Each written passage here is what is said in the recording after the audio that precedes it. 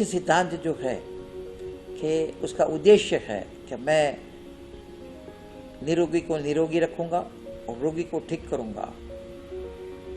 मैं भगवान धन्वंतरी, सुश्रुताचार्य, वाग्भट जी और माँ सरस्वती को प्रार्थना करता हूँ कि आपको स्वस्थ रखने के लिए आज का मेरा विषय जो रहेगा वो है कॉमन कफ एंड कोल्ड, जिसको हम सर्दी खांसी जुकाम कहते हैं आम भाषा में।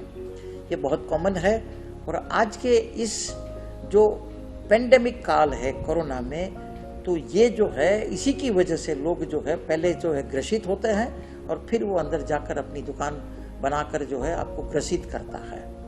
तो ये बहुत निहायत ज़रूरी है कि ये हम इसके बारे में कुछ जाने, घरेलू उपचार क्या है और क्या इसका होना चाहिए। तो आप सब लोग अच्छी तरह से जानते हैं सर्दी जुकाम खांसी, तो वो जो है अपना रोग प्रतिकार शक्ति, व्याधिक समत्व, ह्यूमिडिटी जब हमारी खत्म होती है तब ये बीमारी होती है। उसमें नाक बंद हो जाना, नाक में से पानी निकलना, छींक आना, सांस लेने में दिक्कत होनी, फिर आपको उसमें से साइनस में कफ या वायु का जमा हो जाना, इसमें मस्से हो जाना, आपकी नाक की डंडी टेढ़ी होना, से बहुत सारे लक्षण हैं। लेकिन मूलभूत जो बात यह है कि जब हमारा खाना ठीक से पचता नहीं है, हमको किसी एक फूड की एलर्जी होती है, तो ऐसे विषय में हमारी रोग प्रतिकार शक्ति कम होती है। अब रोग प्रतिकार शक्ति को हम कैसे जाने? तो एक पत्थर लीजिए और एक ब्रेड का टुकड़ा लीजिए, दोनों बाजू बाजू में सटका के रख लीजिए और जब आप 2-3 बार देखेंगे तो पत्थर पे कुछ नहीं हुआ होगा, लेकिन ब्रेड के ऊपर फंगस लगेगी। क्यों? कि पत्थर में कोई ऐसा मीडिया नहीं है जहाँ जो है ये बैक्टीरिया, वायरस और फंगस ग्रो कर सके, लेकिन ब्रेड के अंदर है। यानी कि आपके शरीर में पहले से ही आपके खान पान, आपकी विचार शैली या आपके कुछ ऐसे जो है नियमों का भंग किया है स्वास्थ्य का, उसकी वजह से जो है वहाँ पर आपको जो है कफ या वायु की उत्पत्ति ज़्यादा होती है। और बार बार आपने प्रज्ञा प्रयास किया है जानबूझकर भी कि भाई मुझे अच्छा नहीं लगता है। पेशेंट मेरे पास आता है कि साहब मैं रात को दही खाता हूँ या रात को कुछ साउथ इंडियन डिश खाता हूँ तो मेरे को उसका नाम जम हो जाता है, मैं 15-20 ठीक ना खाऊँ तब तक मेरा माथा ठीक नहीं होता। अरे भाई, जब आपको मालूम है कि ये खाने से आपको ये तकलीफ है तो क्यों खाना? अगर यह रिपीटली होता रहेगा तो फिर इसके अंदर से आपको जो है इस प्रकार की बीमारियां परमानेंट होती है। कभी कभी शुरुआत ऐसे होती है कि थोड़े दिन में हो, अपने आप ठीक हो जाए या आप कुछ उपचार करें वो ठीक हो जाए, लेकिन उसको निकालने का, आपकी इसको बनाने की जो शक्ति है, पाचन शक्ति को सुधारने की हम कोशिश नहीं करते हैं। तो फिर क्या हो जाता है कि जब ऋतु संधि काल आता है, जब ऋतु बदलता है तो ये बीमारी आती है, फिर ये परमानेंट हो जाती है। धीरे धीरे करके 365 डेज या तो 24/7 होती है।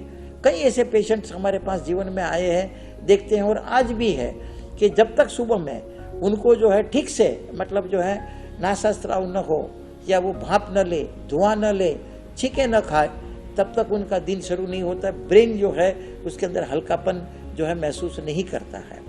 तो ये एक इसका मुख्य जो है लक्षण है। और यदि आप इसको आप जो है इसको और इग्नोर करेंगे, इसके ऊपर ध्यान नहीं देंगे, चिकित्सा नहीं करेंगे, तो फिर जो है आपको आपका ऑक्सीजन लेवल जो है वो कम रहेगा, आपका शरीर में थकान रहेगी, आप में चिड़चिड़ापन स्वभाव आएगा, क्योंकि पूरा ऑक्सीजन और शुगर जो है रक्त के द्वारा ब्रेन में पहुंचता है वो नहीं पहुंचता, इसकी वजह से ये रहेगा। और तीसरा ये है कि लास्ट में आपको जो है इसके अंदर जो है श्वास हो जाता है, फेफड़े दूषित हो जाते हैं और फिर जो है आपकी लंबी जिंदगी, क्योंकि ये कहा जाता है कि सांस जाती है उसी के सांस में सांस की बीमारी जाती है। तो इससे ये आपको बचना है। तो आप ये ध्यान रखें कि आपका ये बीमारी जो है ठीक करने के लिए मोटी काकड़ा सिंगी 50 ग्राम, अतिविष 40 ग्राम, विडंग चूर्ण जो है वो 30 ग्राम, मुलेठी जो है वो 50 ग्राम और 64 पीपली 25 ग्राम, इसके अंदर आप डालकर जो है इसका आप चूर्ण बना के सुबह शाम आप जो है उसको शहद के साथ भूखे पेट लीजिए, या तो भोजन के पहले लीजिए ताकि जो है कफ बनने की अवस्था कम हो जाए। भोजन करने से बाद में थोड़ा सा नवाया गर्म पानी पीजिए, सुबह उठकर गर्म पानी पीजिए, रात को सोते समय गर्म पानी सौंफ डाल के पीजिए। ये सब कुछ आप जानते हैं, नहीं जानते ऐसा नहीं है, बहुत सारा विषय इसके बारे में अपने पास उपलब्ध है, लेकिन आपको करना चाहिए। और दिन में 3 से 4 बार नाक में घी लगाना चाहिए, ताकि जो है आपको हवामान की असर जो है न हो, म्यूकस इरिटेट न हो और आपको सर्दी जुकाम परेशान न करे सांस लेने में और काम में।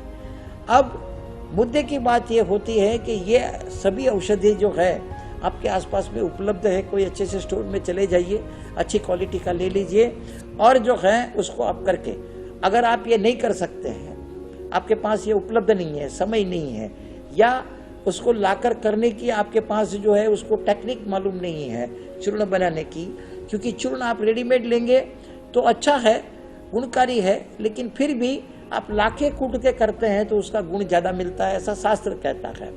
लेकिन यदि आपके पास नहीं है तो हमारे श्रीजी हेल्थ केयर सेंटर से हम हेल्थ प्लस के नाम से ये दवाइयाँ जो है बनाकर हमारे रोजिंदा जीवन में प्रैक्टिस करते हैं और लोगों को कुरियर से भी भेजते हैं, जिनसे छोटे बच्चे से लेकर वृद्धावस्था में ये बहुत काम में आता है। क्योंकि यहाँ पर वायु और कफ की विकृति है, और यदि आप हमारी ये जो देखेंगे तो वो समशीतोष्ण है, कुछ दवाइयाँ जो है अति विशिष्ट में सबसे महंगी है, और उसका गुण ये है कि वात और कफ ऑटोइम्यून डिजीज में ये बहुत अच्छा काम करती है।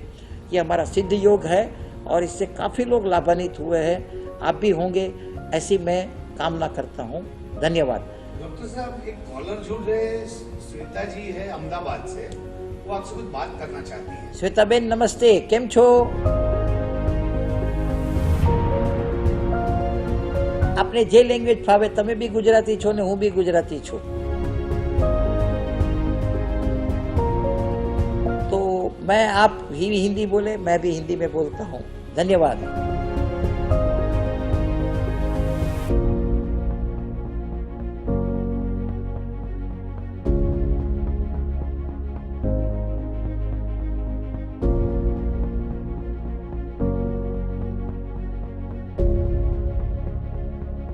देखिए, ऐसा है कि जैसे पहले मैंने बताया वैसा अजवाइन और नमक की धूप लीजिए, धुआं लीजिए, गर्म पानी के अंदर में नीलगिरी वगैरह कुछ औषध डाल के उसकी भाप लीजिए, ये 2 कंपलसरी है।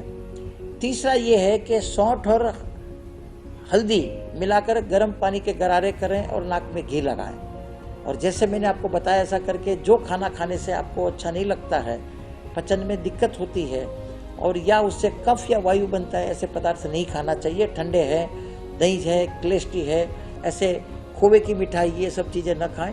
गर्मा गर्म भोजन खाइए, भूख से कम खाइए, और भोजन के बाद में जो है आप सौंठ या तो पंचकोल का पानी पीजिए।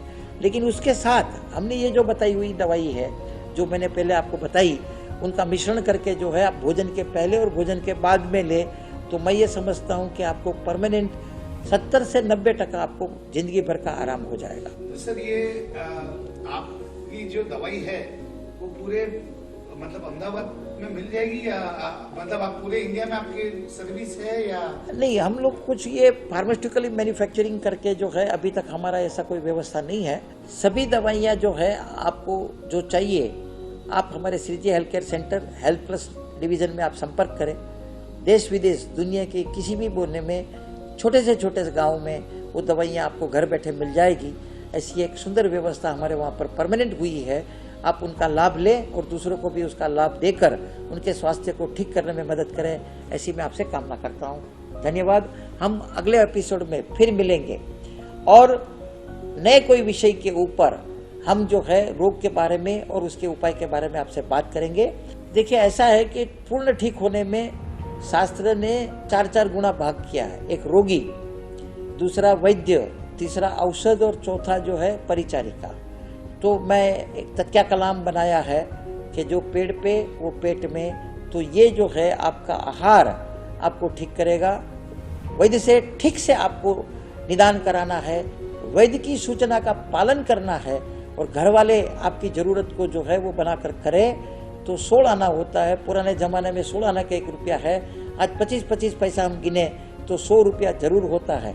लेकिन व्याधि कितनी पुरानी है, इसके ऊपर 100% जो है फायदा मिलेगा कि नहीं मिलेगा वो है। लेकिन आयुर्वेद से आपको नुकसान नहीं होगा, इसकी मैं पूरी गारंटी लेता हूँ। और कोई भी दवाई वैद्य के अंतर्गत आप यदि लेते हैं तो मैं ये समझता हूँ कि आपको जरूर लाभ होगा।